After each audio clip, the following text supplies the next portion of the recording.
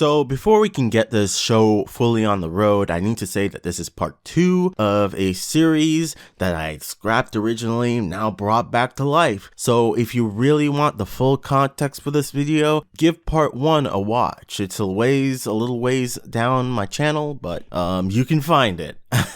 So yeah. So before we can get into this 100%, we first need to clarify something, and that is what we mean when we're talking about politics in media. This is extremely important as it can help, I guess, stop some confusion. You really have two sides. You have the side that says everything is political in media, and then you have the other side that basically is like, no, get that shit out of here. No, get that fucking bullshit out of here, blah, blah, blah, you know?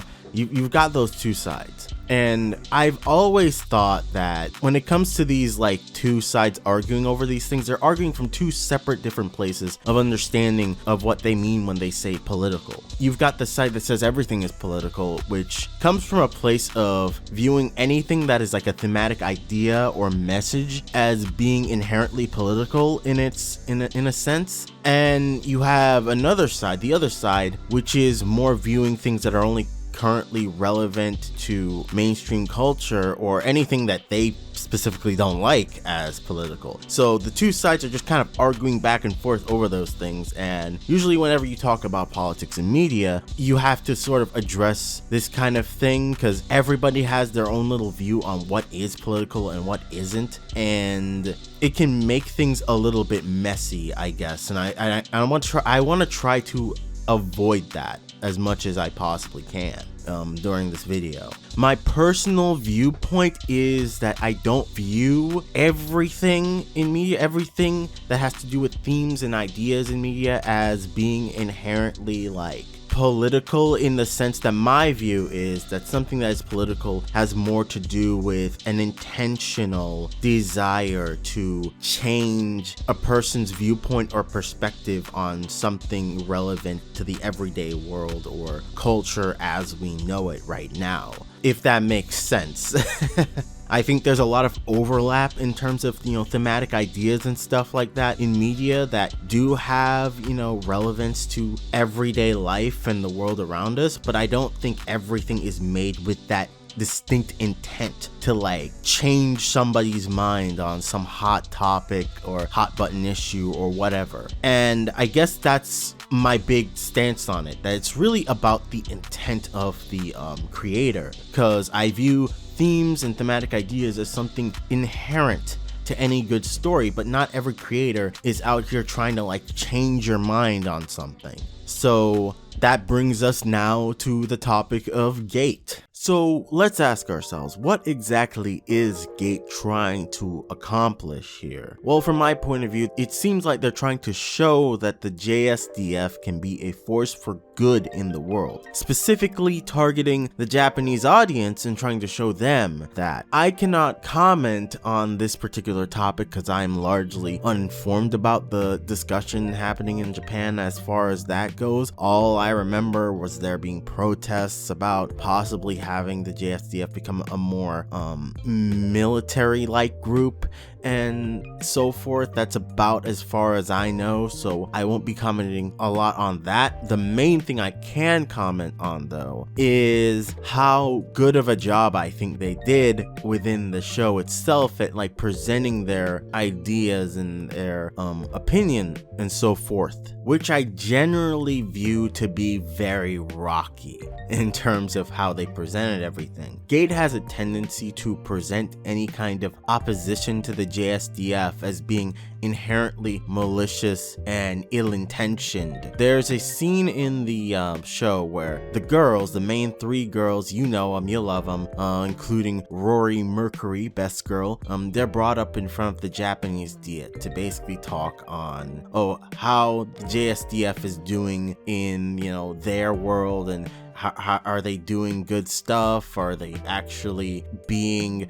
great good military people, and the episode presented the interviewer as being this like ill-intentioned, I'm gonna make the JSDF look bad person, and it never really stops to present the audience with why somebody wouldn't like the JSDF or what exactly these people have to gain from it. It just seems like they just don't like the JSDF because they just don't like the JSDF. Now, the light novels may have gone into more detail on this topic. And again, I am uninformed. I don't live in Japan. I don't know. But as a show, as a TV series that's trying to spin a narrative, you need to make the opposition make sense. Why are they doing what they're doing? And that's a big problem I think Gate overall has, and it hurts the message they're trying to present to the audience too. Now, what I described to you really isn't anything special. Any good story has this idea on lock. In fact, I can give you an example of this from this year, and that would be from 86, a really good show. You guys should go check it out if you haven't. In 86, the main plot, if you haven't seen it, is that a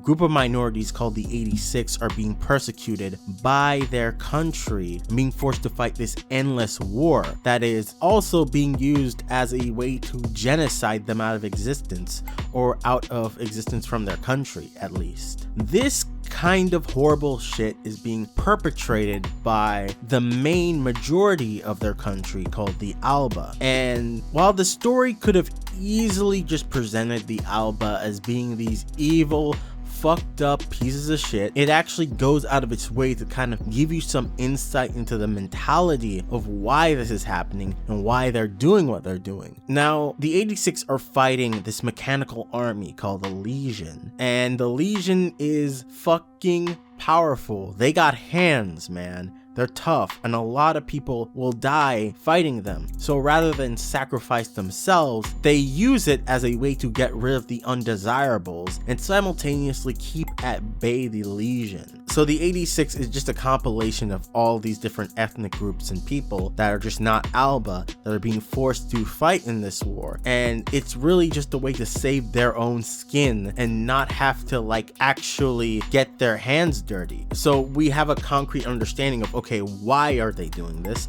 Now, the story also takes the time to go into detail of the kinds of Alba out there, and that not everybody is particularly on board with how horrible this is. Like, for example, one of the main characters who is an Alba, she is starkly against this, and you get to see different perspectives and why some Alba would turn a blind eye to this atrocity. A big part of it is the government propaganda. A lot of false information is in circulation in their country. It's in the books, it's in the news, it's everywhere. On top of that, you also have the people who kind of understand that that's all bullshit, but at the same time, they've decided that it's easier for me to sit here and just watch what's going on and live my life safely than actually get up there and try to protest or stop anything. So a lot of it is just that self-preservation, that selfishness, that I would rather have a nice and comfortable life than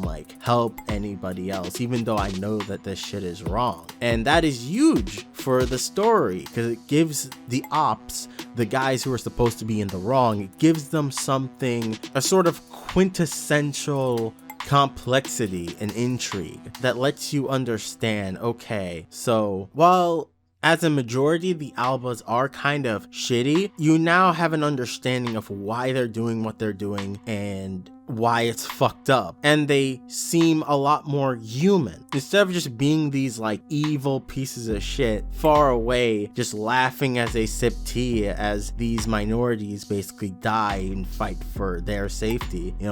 They actually start to look and feel like human beings that you can analyze, think about, and actually judge in an interesting way. Now keep that idea of complexity in your mind, because it it underlines everything that's kind of wrong with Gate, is it has such an intriguing premise. You know, the idea of an isekai story centered on a modern military going into this fantasy world and the two sides clashing together. It's such a fascinating concept, but it is bogged down by the oversimplicity of the writing and how scenarios and characters are handled. This is what I was trying to sort of get across in my very first Gate video when I was talking about military strategy and stuff like that. Now, I tried going about it really the wrong way because, you know, I'm not an expert on medieval strategy or whatever, when really what I was trying to get across is that it wasn't an entertaining thing to do. Historical accuracy does not necessarily make for an entertaining show, and it's a fantasy army. You can do whatever the fuck you want. You can make the fantasy army interesting, give them unique ways of going about situations that a medieval army wouldn't. And that's kind of the problem here, is that there's very little separating this army, the army of the Empire in Gate, from any old random medieval army. And if that's the case, there's nothing really impressive about the JSDF, you know, mowing them down, because they're just guys in armor. There's nothing impressive about that. We have things like that that have happened in the real world where people with less advanced military technology were just blown up by people who had more advanced military technology. There's nothing really special about that. But in a situation where you're dealing with a fantasy army, you're free to do so many things, and I find that it's such a missed opportunity on the part of Gate. And in the case of Gate, it didn't really matter from the perspective of the writer, because the whole point was just to put the JSDF on, was just to make them look good as they like tear through this horde of guys in suits and armor and stuff like that. It's the whole idea of these brave, heroic men from our country going in and mowing down these guys and saving the cute girls and shit like that. You know, that may be good for any other anime, but I was just kind of expecting more, you know, more from something like this. You know, maybe that's my fault for like getting my hopes up and my expectations all up in the air, all up in the aerial high 500 floor story expectations, you know, but I guess that's just how things turned out with this one. Another thing I do want to note real quick though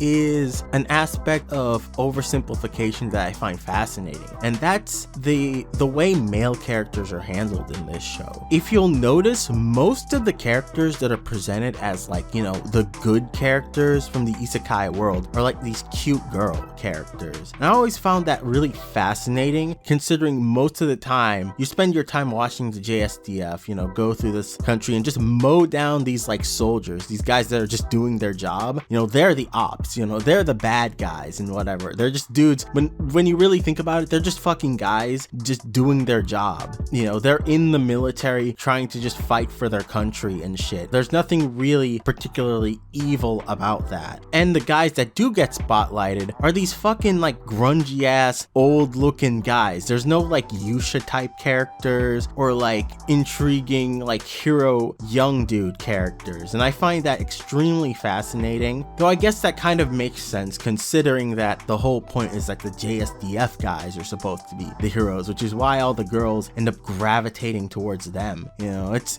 just an interesting thing I noticed. Now, I want to say this for those who are in the back. There's nothing wrong with having a political idea or message in a story. There never is a time where that will be a bad thing.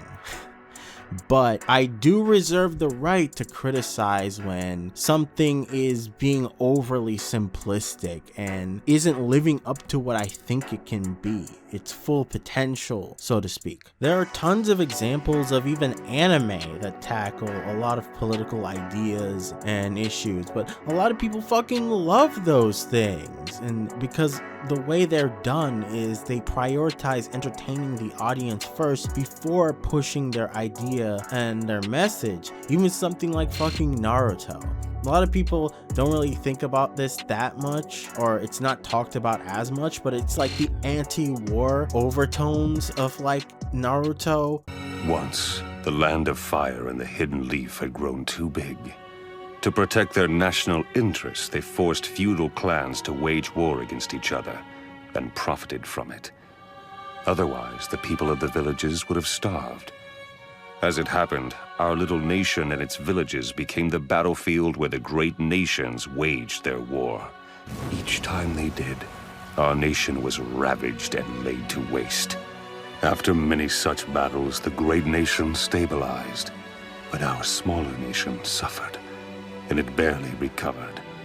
Particularly later Naruto, or like Code Geass, that whole fucking show, despite how freaking ridiculous Code Geass is, there are a lot of like political ideas, undertones / overtones in that entire show. So that's very interesting to think about how well received those shows are and how much joy I've gotten out of, like, you know, things like Naruto and Code Geass and stuff compared to Gate. And I think a lot of that comes down to, again, the forefront of these series is less the political aspects and more just, again, entertaining the audience, trying to put on a good show. And when people can go back and like really look into the themes and ideas of the show and then sort of come to their own conclusions and think about things, you know. And it also makes it so that people are also more receptive to the ideas in your series because they don't feel like it's being shoved down their throat. I don't know what to fucking think of anything having to do with the JSDF, but I don't necessarily think this anime really helped in making me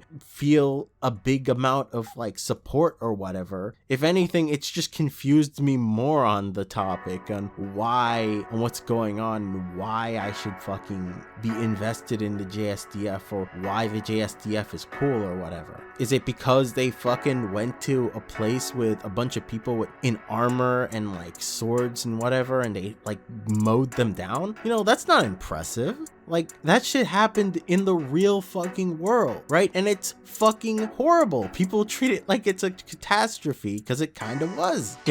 I just think overall, my biggest thing is you can do better. This show could do better. There are a lot of things I actually do kind of like about Gate. Oh, shocking. I know, right? Shocking. Whoa, you know. There are things that I do kind of enjoy, as crazy as that is. 90% of that being Rory Mercury, but there are other slight things. I like the concept of Gate, obviously, right? I think if more thought was put into it, I think it would probably be a show I would really like and enjoy, which is why I guess I'm so passionate on talking about it, I guess. Sort of, kind of. I mean, even though this video was a request by somebody, it definitely has got the brain turning and got the gears going in my head on different like thought processes and ideas involving Gate. It's a very fun show to think about as far as how it could have been better and what its Achilles heel was, you know? But yeah, that's basically the main crux of the video.